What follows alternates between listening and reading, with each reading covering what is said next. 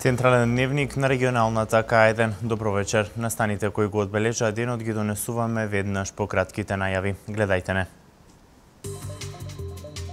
Откупот на тутунот ќе започне од 15 декември, а програмата за субвенционирање ќе се реализира до крајот на годинава. Ветените проекти во Свети Николе се остваруваат, вели градоначалникот Зоран Тасев.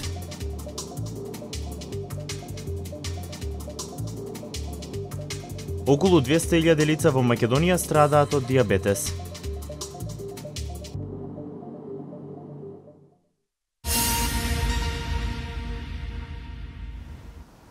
Откупот на тутунот ќе започне од 15 декември, а програмата за субвенционирање ќе се реализира до крајот на годинава. Следната недела во Собранието ќе бидат разгледани измените и дополнувањата на Законот за тутун.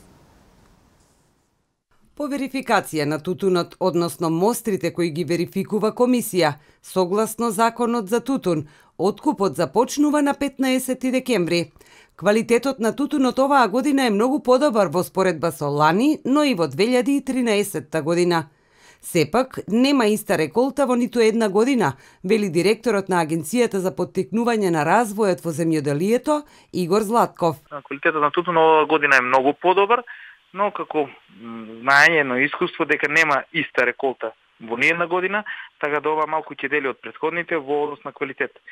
Горните берби може малку ќе имат покафена или потемна боја поради дождовите и релативната влага која што настапи во октомври-ноември, кога беше идеален период за сушење на врвните берби, а се носители на највисоката класа, односно највисоката цена, но сепак оние што беа навреме соверени, тоа се август и почеток на септември, и беа добро исушени, ќе бидат носители на првата класа. Со оглед на тоа што квантитетот не е висок, оваа година цената за откуп ќе се движи од 180 до 210 денари по килограм. Согласно законот и субвенционирањето на оваа култура, тутунарите добиваат 60 денари по килограм субвенции. Доволно е само да има катастер на предадени производители, кој што се достава до Министерство за земјоделство и шумарство и водостопанство, и сите потоа тој катастер, односно список на предадени производители го доставуваат до Агенцијата за финансиска поддршка во земјоделство и руралниот развој, кои што пак навремено, ако се сеќавате, лани беше тоа до крај на месец март, се исплаќаат субвенциите. Златков тврди дека сите тутунопроизводители кои што имаат легално поддадени документи и подмирени сите долгови се навремено исплатени, додавајќи дека истото ќе се случи и оваа година.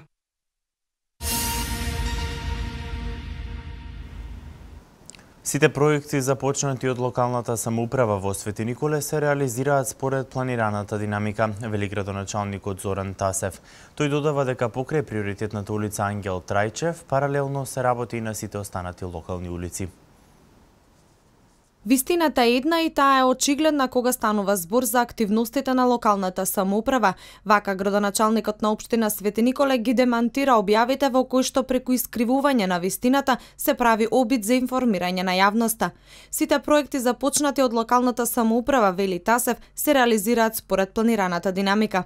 Не се работи за никакво ниту пукање на цевките, не се работи за некои други дефекти како што е напишано на порталите, напротив се работи обезбедување на стабилна подлога и прво лежиште за новата водоводна мрежа, а второ подлога за новиот асфалт кој што ние ќе го ставиме. Нашето мото е и останува она што го работиме да го направиме квалитетно и да не правиме поправки и доправки. Рехабилитацијата на улицата Ангел Трајчев покажа дека треба да се оди уште подлабоко, да се замени комплетно водоводната линија. Ова одзема време, но со нашите активности нема да дозволиме реализацијата на проектот премногу да се одложи, потенцира градоначалникот Тасев.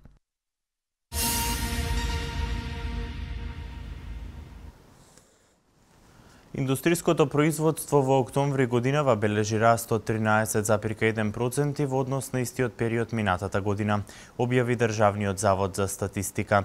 Раст од 3,6% е забележан и за периодот од јануари до октомври во однос на минатата година. Индустриското производство во октомври годинава во однос на истиот период минатата година забележа раст од 13,1%, објави Државниот завод за статистика. Податоците говорат дека гледано по сектори, индустриското производство во секторот рударство и вадење на камен во октомври 2015 година во однос на октомври 2014 бележи опаѓање од 6,8%. Секторот преработувачка индустрија бележи пораст од 18,2%, а во секторот снабдување со електрична енергија, газ, пареа и климатизација опаѓање од 14,4%. Производството во октомври оваа година, според главните индустријски групи во однос на октомври 2014, бележи пораст кај интермедијарни производи, освен енергија за 5,2%, капитални производи за 27,4%, трајни производи за широка потрошувачка за 0,3% и нетрајни производи за широка потрошувачка за 23,1%, додека опаѓање бележи кај енергија за 14,2%. Во периодот јануари-октомври 2015, во истиот период 2014, растот на индустриското производство изнесува 3,6%, покажуваат податоците на Државниот завод за статистика.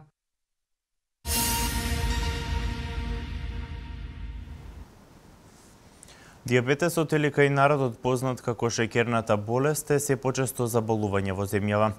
Последните податоци покажуваат дека околу 200.000 лица страдаат од оваа болест, а од нив околу 43.000 лица примаат инсулин. Дијабетесот е хронично заболување кое се карактеризира со зголемени вредности на шеќер во крвта. Една е од најчестите болести на современото општество.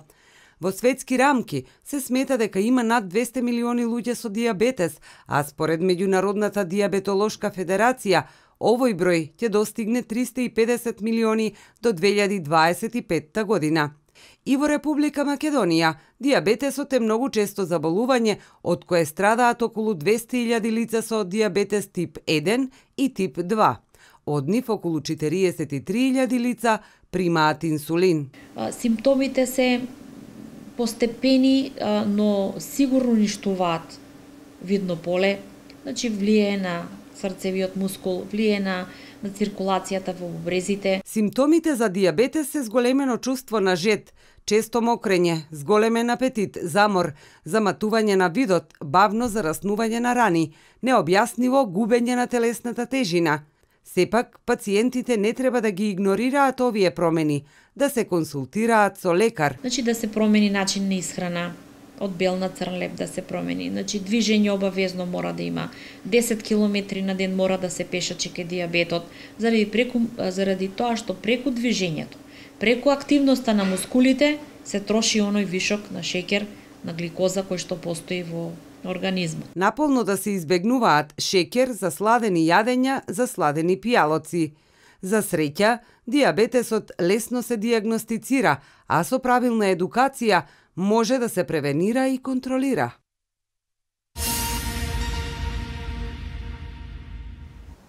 На само 14 години во далечната 1943 година Крунислав Панов започнал да се занимава со терзискиот занает. Со своите 86 години денес пред камерата на К1 раскажуваше за неговите почетоци и искуства со муштериите.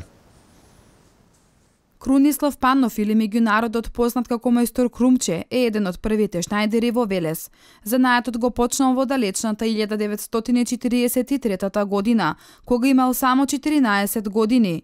Шил разновидна облека од квалитетни материјали, но најчесто користел кадифе, сатен, крзно, свила, но и домашно ткаено платно. Занаетот тогаш не беше како сега. Праиш договор со мајстор Марка, направиме договор 3 години, чирак до калфа. Калфа од кога ќе положиш, имаш уште 3 години да учиш за мајстор. Завршив и тоа, до 1948 година, положив за мајстор, војник отидов, се вратив, пака и мајстор Марка бев. Ама од тука отидов кај мајстор Јована Пренџов. Кај мајстор Крумче доаѓале често луѓе од разни профили. Кој сакал рачна изработка и уникатен костум, морало да дојде прво во дукинот кај мајстор Крумче за да му земе мерка. Од дела е овие класични. на 2 копчиња, на 3 копчиња, со елеци, без елеци. Кој како сакаше. Имаше тога една мода, хао дело, се викаше, ја од Загреб го донесов. Вака палтото беше назад. Горе широко, а доле тесно. Какви муштерија сум имал, сега не можам да верувам. На човекот од Прилеп, што ја пукна првата пушка на мисията, него сум ушиел од дела. Денес се уште може да се сретнат мајстори терзии кои произведуваат облека по мерка, но од овој занает сега повеќе се вршат само поправки, крпење, теснење и кратење.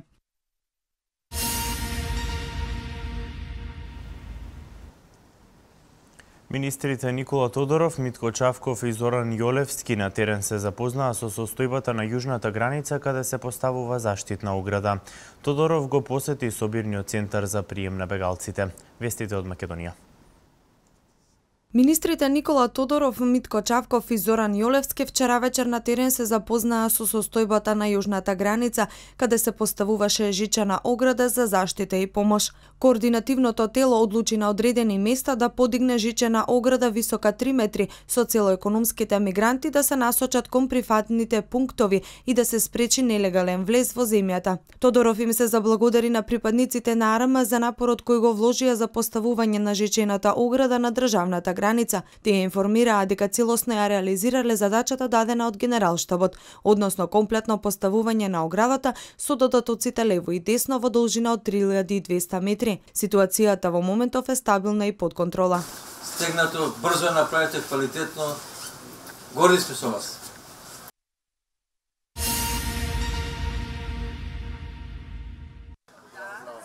Министерот за здравство Никола Тодоров како раководител на управувачкиот комитет за спасување со кризи ноќеска заедно со заменик министерот за внатрешни работи Митко Чавков и со министерот за одбрана Зоран Јолевски го посетија собирниот центар каде се примаат бегалците. Тие го посетија шаторот каде се сместени лицата кои имаат приоритет, односно мајките и децата и лицата со инвалидност. Она што е битно во овие ладни денови, покрај згрижувањето и грижата и топлите шатори во кои се сместени. Тодоров им се заблагодари на лицата за хуманата работа, а тие возвратија дека ќе се трудат колку што е можно истата подобро да ја завршат и да им помогнат на бегалците.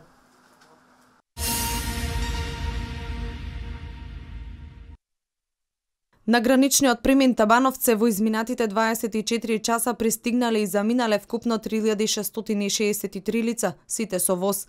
Во привремениот транзитен центар во Гевгелија во моментов има регистрирано 600 лица кои се во подготовка да заминат со воз, а за регистрација се подготвуваат уште околу 100 лица. На грчка страна, на граничната кота 59 во моментов нема бегалци. Има само 2000 економски мигранти кои засега биле мирни.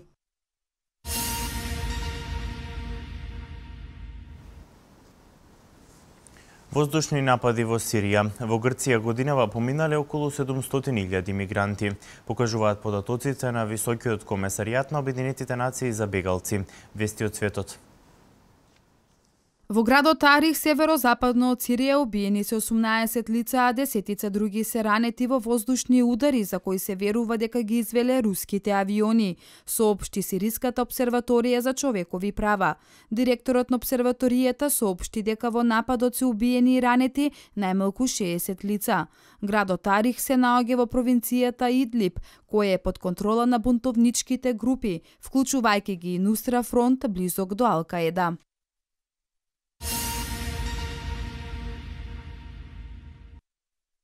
Најновите податоци на Високиот комесаријат на Обединетите нации за бегалци покажуваат дека во првите 10 месеци од оваа година на територијата на Грција влегле повеќе од 700.000 мигранти, откаде потоа барале разни патишта за да стигнат до богатите држави во Европа. Податоците се појавуваат во време кога во Брисел се среќаваат турскиот премиер Ахмет Давутоглу и лидерите на земјите членки на Европската Унија со цел да постигнат договор за побрзо справување со напливот бегалци.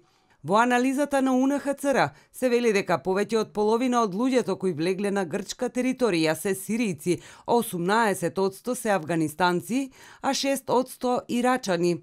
Меѓу сите бегалци, дури 20% се деца на разна возраст. Холандски дипломати пред одржувањето на самитот ЕУ-Турција ја промовираа идејата за привремено создавање на мини Шенген зона. Во оваа зона би влегле само дел од западноевропските членки на Унијата.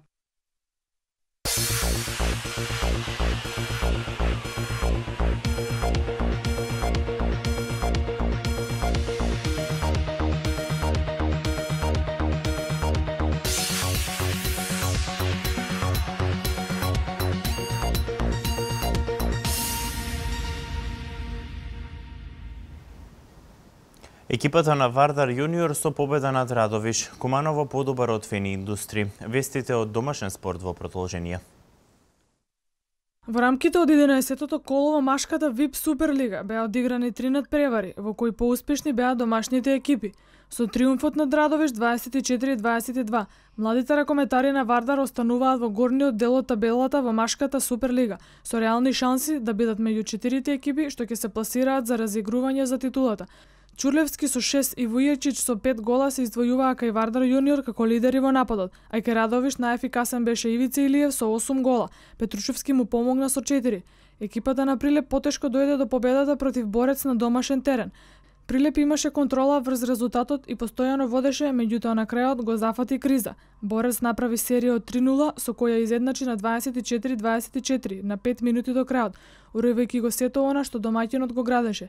Сепак по тајмаутот прилепчени се созедоа и го сочуваа својот гол се до крајот на мечот, славејќи со 28-24. Најубедлива победа ја издвојува тимот на Охрид, кој славеше над Металург Јуниор со преубедливи 40-26. Младиот тим на Металург немаше што да бара против второпласираната екипа на табелата. Охрид го доби првото полувреме со 21-8. За во второто полувреме домаќините да се опуштат малку во одбраната и да им овозможат на гостите да стигнат до бројка од 26 постигнати погодоци. Тасовски со 6 погодоци беше најефикасен кај охриѓани, а најпрецизен на надпреварот беше гостинскиот ракометар Димитриевски со 9 постигнати гола. Работнички и Металург играат на 2 декември, додека Пролет е домаќин на Пелистер на 3 декември.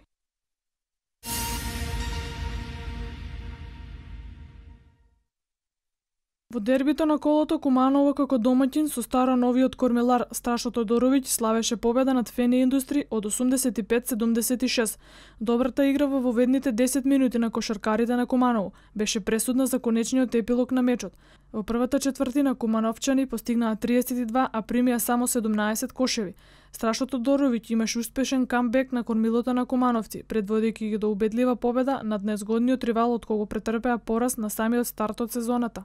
Предводници на Куманово до триумфот над Фени беа Александар Костовски и Урош Луковиќ со по 27, односно 21 поен, кај гостите од Квадрци најефикасни се Тубак со 21 и Враговиќ со 17 поени. Во вториот дуел одигран во Гевгелија, домаќинот Иновајлија Бес не можеше да му парира на лидерот Карпош Соколи, кој од стартот имаше позитива, која успешно ја одржа до крајот за конечна победа од 78-96. Најефикасен во победничкиот тим беше Дендрич со 20 поени. Кај домаќинот повторно најрасположен беше Маринковиќ со 25 поени и 10 скокови.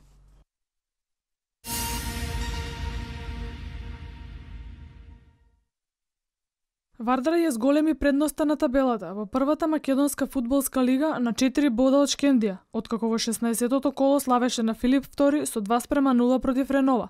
Вардар се стигнаа до повеќе од заслужена победа против гипсарите и покрај тоа што до истата стигнаа во вториот дел. Во првото полувреме 200% шанси не ги реализираше Дејан Блажевски, па во вториот дел поправаа со голови на Дашјан во 47-та минута и младинскиот репрезентативец Петар Петковски во 78-та минута. Шкендија и Работнички одиграа 1-1 во најинтересниот надпревар од 16-тото коло.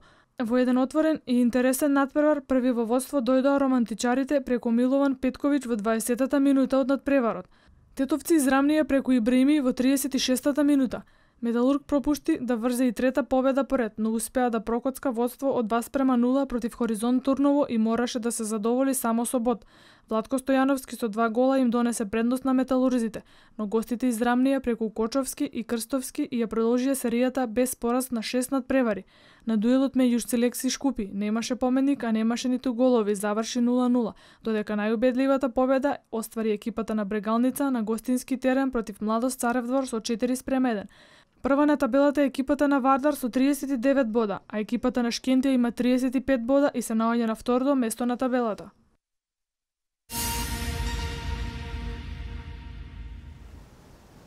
Продолжува победничката серија на екипата на Golden State во НБА лигата, одиграни надпревари во најсилните европски првенства. Меѓународен спорт. Изминатата ноќ беа одиграни 7 надпревари во најсилната кошаркарска лига на светот НБА. Шампионот на НБА лигата, Golden State ја постигна и 18-тата победа во сезоната, откако на домашен терен славеше над Сакраменто 120-101.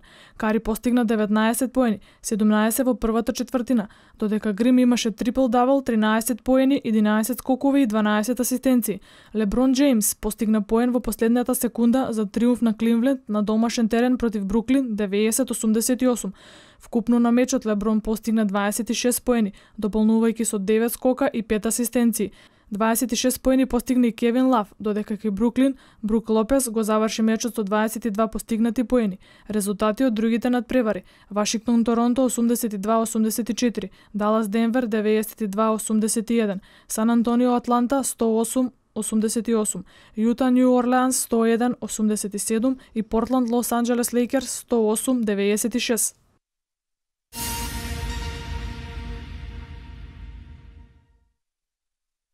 Во текот на вчерашниот ден во најсилните европски првенства беа одиграни неколку надпревари. Во англиската премиер лига Манчестер Сити со 3-1 го победи Саутемптон, во кој аргентинецот Серхио Агуеро пред само една седмица се врати на теренот по незгодната повреда и повторно се повреди и ќе мора да отсуствува извесно време од тимот на Манчестер Сити. Екипата на Манчестер Юнајтед на гостински терен одигра само 1-1 против Лестер. Први во водство дојдоа домаќините во 24-та минута, а израмнувачкиот погодок го постигна Швајнштајгер во 45-та минута. Пари Сен-Жермен е недоприли во француската прва лига, откако во 15-тото коло стигна до 13-тата победа. Тие со 4-1 ја победија екипата на Троа. Кавани ја отвори серијата голови на 2-0 с големи Ибрахимовиќ, а до крајот на мечот меѓу стрелците се запиша и Курзава и Агустин. Утешниот гол за Троа беше дело на Ајасе во 91-та минута. Во италијанската серија А, Торино ја победи екипата на Болоња со 2-0, а двата гола беа постигнати во второто полувреме. Милан стигна до 7-та победа сезонова, неочекувано лесно славејќи против Самдорија со убедливи 4-1. Бајер Минхен ја оствари 13-тата победа во Бундеслигата оваа сезона, откако на домашен терен ја совлада Херта со 2-0. Првиот гол беше дело на Милер во 34-та минута. 7 минути подоцна Коман го постигна и вториот гол.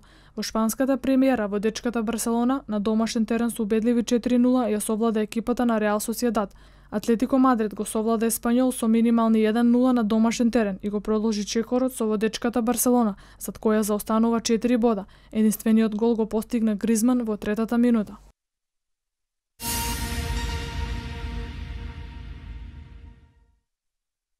Унгарскиот первак Веспрем забележа значајна победа од 9-тото коло во Лигата на шампионите, совладувајќи ја екипата на Пари Сен-Жермен со убедливи 28-20.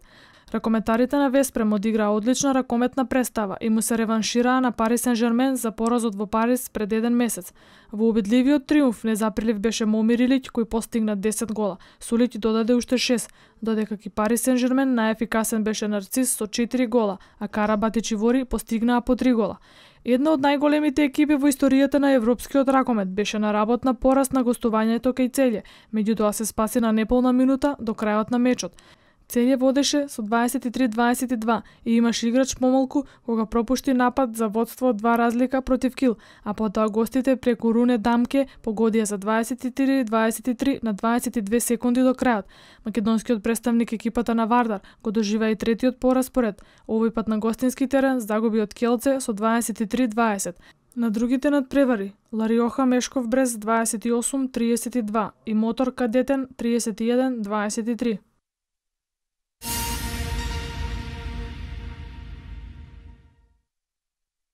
Германскиот возач на Мерцедес Нико Росберг дојде до хет-трик 3 последователни победи во шампионатот на Формула 1, откако славеше на трката за големата награда на Абу Даби на патеката Јас Марина. Со тоа го потврди второто место во генералниот пласман, а овој пат заврши пред својот тимски колега Луис Хамилтон, кој одамна ја осигура новата шампионска титула. Тимот на Мерцедес на најдобар начин со 1-2 триумф ја затвори оваа сезона во најбрзиот циклус. Третото место му припана на Кими Раиконен, кој го обезбеди 80-тиот подиум во својата кариера, додека Себастијан Фетел и покрај многуте проблеми на крајот заврши како четврто пласиран на трката во Абу Даби. Зад него се најдоа Перес и Рикардо. Со оваа трка воедно се завршува и овогодинешниот шампионат во Формула 1.